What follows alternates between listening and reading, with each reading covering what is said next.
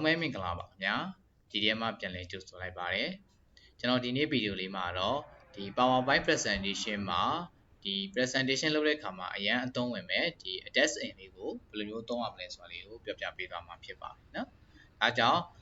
ဒီ attach in လေးကိုအသုံးပြုမယ်ဆိုရင်ကျွန်တော်တို့ရဲ့ computer ပထမဆုံးအနေနဲ့ဒီ internet ရှိထားဖို့လိုပါတယ်အဲ့တော့ဒါဆိုရင်ကျွန်တော်တို့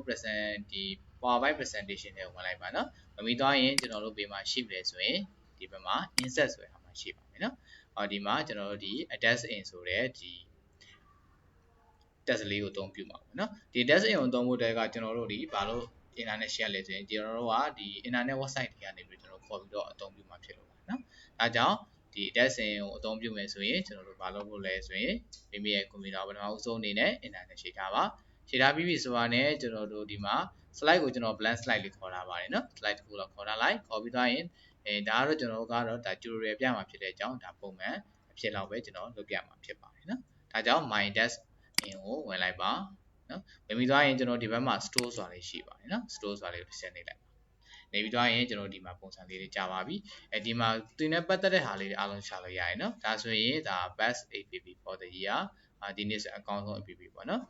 ကိုကတကယ်လို့မှကိုက education ပညာရေးတက်လုပ်တယ်ဆိုရင်ဒီမှာ education လေးနေလိုက်ပေါ့နော်ဒါဆိုရင်သူကပညာရေးနဲ့ပတ်သက်တဲ့ဟာလေးတွေသူဒီမှာလာချပေးလိုက်မယ်နော်အဲ့လိုမျိုးလေးပါတကယ်လို့ကျွန်တော်တို့က reference နဲ့ပတ်သက်ပြီးတော့ဒီ presentation လုပ်မှာဆိုရင်တော့ကျွန်တော်ဒီမှာလဲဆိုရင် reference ကိုနေလိုက်နေပြီးဒီထဲမှာရှိတဲ့ဒီဟာလေးတွေပေါ့နော်ဥပမာတနည်းအားဖြင့်ပြောရရင်ကျွန်တော်တို့ကဒီပုံလေးတွေခေါ်သုံးတာပေါ့နော်ဒီပုံလေးခေါ်သုံးတဲ့အခါမှာကျွန်တော်တို့ကကျွန်တော်အခုဒီ attach in ကမသုံးဘူးဆိုရင်ကျွန်တော်ဒီ Google Chrome တွေမှာကျွန်တော်ရှာပြီးတော့အသုံးပြုကြရတယ်ပေါ့နော်အဲ့လိုမျိုးတွေအသုံးပြုရကြတော့ကျွန်တော်တို့အဆင်မပြေပါဆိုတဲ့အတွက်ကြောင့်ကျွန်တော်ဒီကနေပြီးတော့အသုံးပြုကြည့်ပါမယ်နော်ဒီမှာကျွန်တော်တို့အများကြီးရှိပါတယ်နော်အောက်မှာဆက်ရှာပါအများကြီးရှိပါတယ်ဒါကိုကမိမိရဲ့အသုံးပြုရှင်တဲ့ဟာတို့မှာမူတည်ပြီးတော့ကျွန်တော်တို့ဒါလေးကိုအသုံးပြုလို့ရတယ်ကျွန်တော်ဒီမှာတစ်ခုခေါ်လိုက်ပါမယ်နော်ဒါမှမဟုတ်ဆိုလဲဒီမှာပေါ့နော်ဒီ context character ဆိုလေးရှိရဲဒါလေးကိုအတက်ရင်လုပ်လိုက်မယ်နောက်ကြရင်ကျွန်တော်ဒီမှာတစ်ချက်ဆောင်မယ်နော်သူကဒီမှာအများအားလုံးတော့မတူဘူးပေါ့နော်တချို့ဟာတွေကြတော့ကျွန်တော်ဘာလို့ agree down လဲဆိုကျွန်တော် image လေးပေးလိုက်ဒါမယ်နော် continue လေးနေလိုက်ဒါပြီးဒါမျိုးလေးစင်ပေါ်လိုက်ဆိုတော့ကျွန်တော်ဒီဘက်မှာဒါလေးတစ်ချက်နေလိုက်โอเคနော်ဒါပြီးအားလုံးဒါပြောလဲ gesture လေးနေလိုက်ပါဒါဆိုရင်ကျွန်တော်တို့ဒီမှာပေါ့နော်ဒါပုံလေးတွေဘာလို့ရရလဲဆိုရင်ခေါ်ပြီးသုံးလို့ရပါပြီနော်ဒီလိုမျိုးပုံလေးတွေကျွန်တော်တို့စိတ်ကြိုက်ဘာလို့ရလဲဆိုရင်ခေါ်ပြီးသုံးပြလို့ရပါတယ်ဥပမာကိုကဒီပုံလေးခေါ်သုံးမယ်ဒါလေးတစ်ချက်နေလိုက်ပါနော်အဲလိုဒီမှာ color တွေဆိုရင်လည်းဒါကိုကြိုက်တဲ့ color ရွေးလို့ရတယ်ဒီမှာမျိုးမျိုးပေါ့နော်ဒီမှာဒါလေးရွေးလိုက်မယ်ဒါ hair color ဒီမှာ hair style ဒါအစားပေါ့နော်ရွေးလို့ရပါတယ်ဒါပြီနော်ဒီမှာလည်းပုံလေးတွေရှိတယ်ဒါကိုကြိုက်တဲ့ပုံလေးတွေဘာလို့ရလဲခေါ်ပြီးတော့အသုံးပြုလို့ရပါပြီနော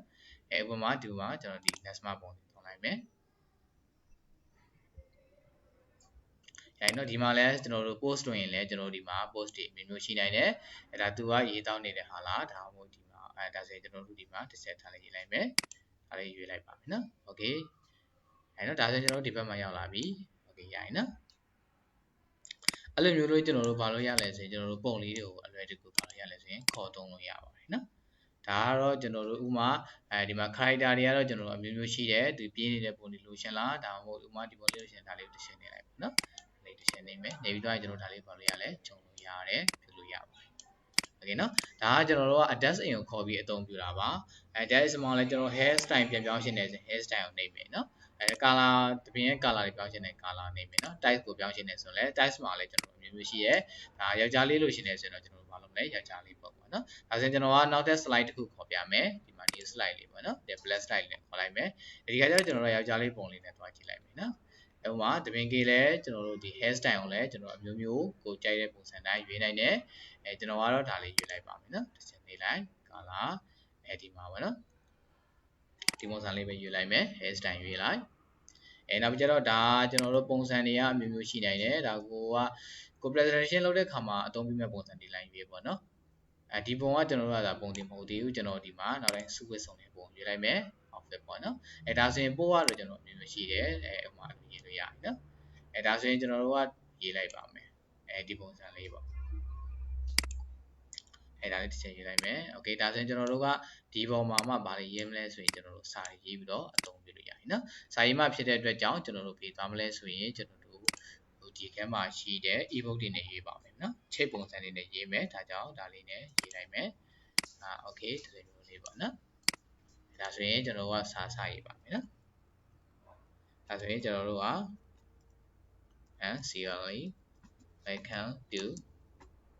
GTS ပေါ့နော် welcome to GTS ဆိုပြီးကျွန်တော်တို့ဒီလိုမျိုးလေးပြောလို့ရတယ်ရေးလို့ရပါပြီနော်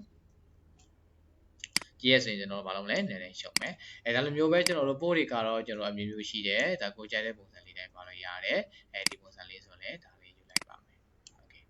အဲ့မယ်နော်ဒါကတော့ကျွန်တော်တို့ကတကယ်ဆိုရင်ကျွန်တော်တို့ဒီလိုမျိုးပုံတွေကိုကျွန်တော်ဒီ Google Chrome နေရာနေပြီးတော့သွားပြီး download ဆွဲပြီးတော့ဒီမှာသုံးရပါတယ်အဲ့လိုသုံးရတဲ့အခါမှာကျွန်တော်တို့ကပြန်ဖြတ်ရပြရတာဖြစ်တဲ့ကြောင့်ကျွန်တော်တို့ပုံတွေဒီလောက်မကောင်းပါဘူးဒါကြောင့်ဒီ attach in လေးကိုအသုံးပြုတာကကျွန်တော်တို့လည်းပို့ပြီးတော့အဆင်ပြေစေပါတယ်ရမယ်နော်ဒါဆိုရင်ကျွန်တော်အခုပြောသွားတာကတော့ကျွန်တော်တို့ဒီ attach in လေးကိုဒါသုံးတတ်ဖို့ပြောသွားတာပါနော်ဒီ attach in လေးကောင်းကောင်းသုံးတတ်မယ်ဆိုရင်ကျွန်တော်တို့ဒီ presentation တွေမိမိတို့ presentation လုပ်တဲ့အခါမှာအရန်အကျိုးပြုမယ်အရန်သုံးဝင်မယ်လို့ထင်ပါတယ်ဟုတ်ရမယ်နော်တကယ်လို့ကျွန်တော်တို့ဒီ test in လေးကိုဒါမလို့ရှင်တော့ဘူးเนาะဖြတ်ရှင်နေဆိုလည်းဖြတ်လို့ရတယ်ဖြတ်တဲ့အခါမှာကျွန်တော်တို့ဒီဘက်ကဒီ character ကိုဒီမှာ close လုပ်လိုက်เนาะ close လုပ်တဲ့အခါမှာဒါပြတ်သွားတာမဟုတ်ပါဘူးเนาะရှိပါတယ်ဒီဘက်မှာပါเนาะဒီမှာ comment group ဆိုလည်းရှိရယ်เนาะဒါလေးကမှဒါလည်းကျွန်တော်တို့ဒီရဲ့ test in ဖြတ်ရှင်ရင်ဒါလေးကိုတစ်ချက်နှိပ်မယ် right click နေလိုက်เนาะ right click နေပြီးတော့ကျွန်တော်တို့ကဒီမှာဘာလုပ်မလဲ remove test in လုပ်လို့ရတယ်နောက်ကိုကနောက်တစ်ဆက်ပြီးတော့ဒီ quiz set toolbar မှာထည့်ရှင်နေဆိုရင်တော့ဒီမှာ add quiz set toolbar ကိုထည့်လို့ရတယ်အဲ့မယ်နော်ဒီ quiz set toolbar အကြောင်းလေးတွေဒီ ribbon အကြောင်းလေးတွေအားလုံးတင်ပြီးသားဆိုတော့ပြောမနေတော့နော်ဟုတ်ရမယ်နော်ကဲလို့ကိုကဒီ ribbon ဒီ attach in လေးကိုပြန်ဖြတ်ရှင်နေဆိုရင်တော့ဘာလို့လဲ remove test in လေးပေးလိုက်ဒီမှာ yes ပေးလိုက်တာဒါလေးကိုဖတ်ရမယ်ဆိုရင်ပျောက်သွားပါလိမ့်မယ်ခေါ်ရှင်နေဆိုရင်တော့ကျွန်တော်ခုနပြောလို့ပဲဒီမှာ insert ဒီမှာ attach in မှာကိုကြိုက်တဲ့ဒီ character တွေကိုခေါ်ပြီးသုံးလို့ရတယ်ကဲလို့မိမိကဒီဘိုင်းနေမဟုတ်ဘူးဒီကျွန်တော်တို့ဒီအကျိုးဒီပညာရေးပိုင်းတွေမှာတွားဆင်းနေဆိုတော့ဒီမှာပညာရေးပိုင်းတွေကိုတွားလိုက်ပေါ့နော်အဲဒီမှာ education ကိုတွားလိုက် education မှာလည်းကျွန်တော်ပုံစံတွေမျိုးမျိုးရှိနိုင်တယ်ဒီကြားထဲမှာကိုကဒီအသုံးပြုရှင်တဲ့ education ပုံစံရွေးလိုက်ပေါ့နော်ဒါဆိုရင် modern chess ပုံစံတွေလာမှာပေါ့